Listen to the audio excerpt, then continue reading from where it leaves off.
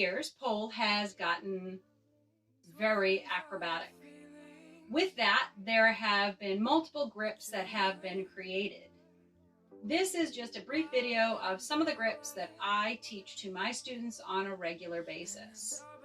Make sure you are super careful before trying anything, and make sure you have proper guidance and instruction before doing anything on your own. If you have medical issues, make sure you check with your physician or medical professional before you start any new fitness program. Basic grip or baseball grip, like when you stack your hands and you're swinging a baseball bat. So that would be that your hands are close together. For most beginner spins, it moves into what is called a split grip. So the inside hand would go high and the outside hand would come either to what I call seatbelt level, where your hand is across, where your arm is across your lap like it would be a seatbelt, or it's slightly higher at about armpit level of your top hand. This would be used for most basic spins. So like a fireman, inside step, hand grabs across, and we complete the fireman. Crossbody grab. I don't know that anybody calls this by another name. Just in my mind, when I'm teaching it to my students, it makes sense to say it.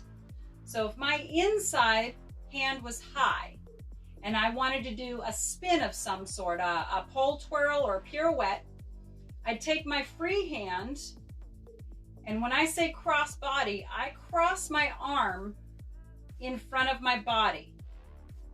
Now my pinky is pointing to you, so my palm is turned away from my body. I cross my arm in front of me and then just slide my hand up to grab the pole with my pinky first. If I was standing centered to the pole, my hand is still facing away from me. My pinky is pointing towards the camera. I slide the whole arm in front of my body for the cross body and grab the pole. So if I'm up on my toes, hand goes away from me, I cross it in front of me, and then I rotate around. The second part of that would be how to spin the top hand. So if I'm in crossbody grab with the bottom hand, I pick up my foot that matches the high hand and I start to spin behind me. I am going to release the fingers of the top hand, keep the pole in the web of my thumb, roll the back of my knuckles up the pole, and as I complete the spin, my pinky grabs the pole naturally.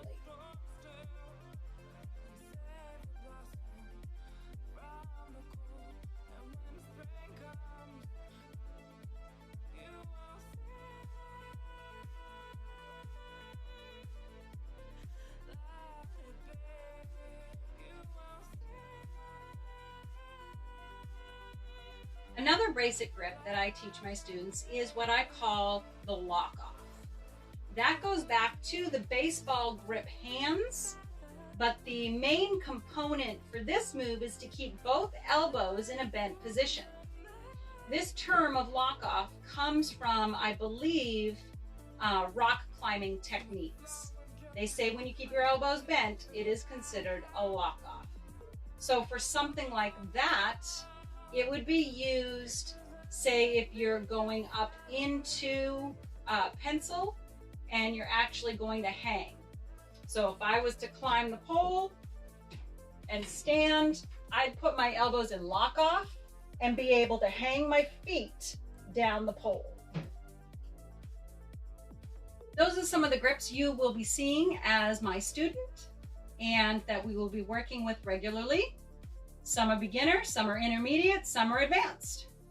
Just like anything you do, you have to take baby steps first. You learn your ABCs, then you learn to spell words, then you learn to build sentences, and then you learn to write a paragraph. Pole is the same way. I hope you guys find this helpful. go ahead and take a peek at it anytime you want to.